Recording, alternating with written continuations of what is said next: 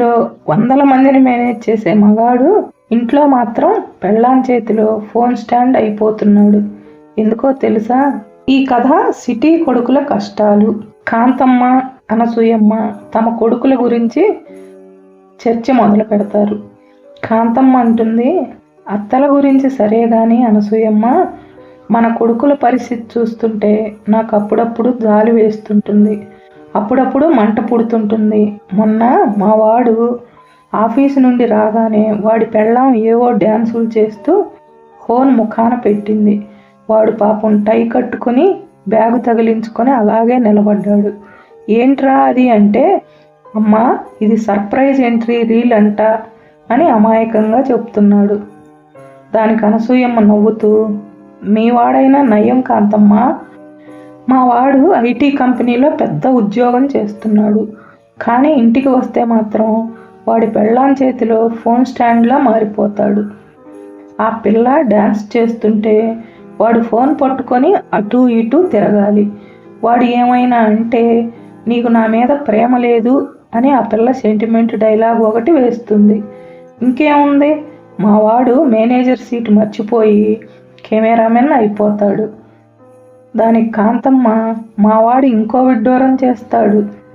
పెళ్ళాం ఏది వండి పెట్టినా అది ఉడికినా ఉడకకపోయినా అబ్బా అదిరిపోయింది బుజ్జి అని ఒక సర్టిఫికేట్ ఇస్తాడు. నేనేమో వంటింట్లో గంటల తరబడి కష్టపడి ఆవకాయ పచ్చడి పెడితే, అమ్మా ఇందులో ఉప్పు కొంచెం ఎక్కువైనట్టుంది అని నా మీద విమర్శలు చేస్తాడు. పెళ్ళాం పెట్టిన పచ్చి ముక్కలకు లేని రుచి నా చేతి వంటలో కనిపించదు వీడికి. దానికి అనసూయమ్మ, ఇవన్నీ ఒక ఎత్తు అయితే ఆ ఆదివారం షాపింగ్ ముచ్చట చూడాలి. పొద్దున్నే లేచి ఏదో చికెన్ తెస్తాడేమో అనుకుంటే పెళ్ళాన్ని వేసుకొని ఆ మాల్స్కు వెళ్తాడు. ఆ పిల్ల 500 బట్టలు చూడటానికి 5 గంటలు తీసుకుంటుంది. మా వాడు మాత్రం ఆ ట్రయల్ రూమ్ బయట సెక్యూరిటీ గార్డులా నిలబడి ఆ పిల్ల వేసుకునే ప్రతి డ్రెస్సుకి చాలా బాగున్నావు అని తలూపుతూ ఉండాలి. ఒక్క నిమిషం మొహం మార్చుకున్నాడా ఇక ఆ వారం అంతా ఇంట్లో యుద్ధమే. దానికి కాంతమ్మ, అవును ఆ మధ్య మా వాడు పెళ్ళాం కోసం ఏదో డైట్ చేస్తున్నాడట. నేను ఇంట్లో నేతిగారెలు వండితే అమ్మో క్యాలరీలు పెరిగిపోతాయి అని తప్పించుకున్నాడు. తీరా చూస్తే రాత్రిపూట ఇద్దరూ కలిపి ఆన్లైన్లో ఏవో బర్గర్లు పిజ్జాలు ఆర్డర్ ఇచ్చి కుమ్మేస్తున్నారు.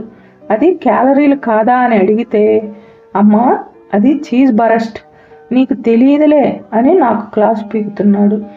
దానికి అనసూయమ్మ, పాపం కాంతమ్మ అటు అమ్మ మాట వినలేక ఇటు పెళ్ళాం పోరు పడలేక వాళ్ళు కూడా శాండ్విచ్లో ముక్కల్లా నలిగిపోతున్నారు. మనం ఏదైనా అంటే జనరేషన్ గ్యాప్ అంటారు.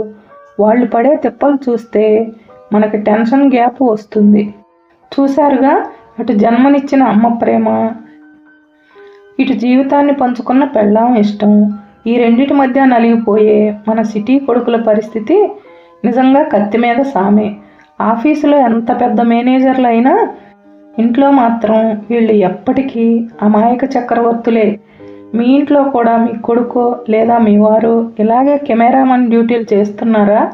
అయితే వెంటనే ఈ వీడియోని వాళ్ళకి షేర్ చేసి కింద కామెంట్స్లో చెప్పండి. అయితే కథ ఇక్కడతో అయిపోలేదు. వీళ్ళ ఆదివారం షాపింగ్ గోల, ఆన్లైన్ డైటింగ్ డ్రామాలు ఇంకా చాలా ఉన్నాయి.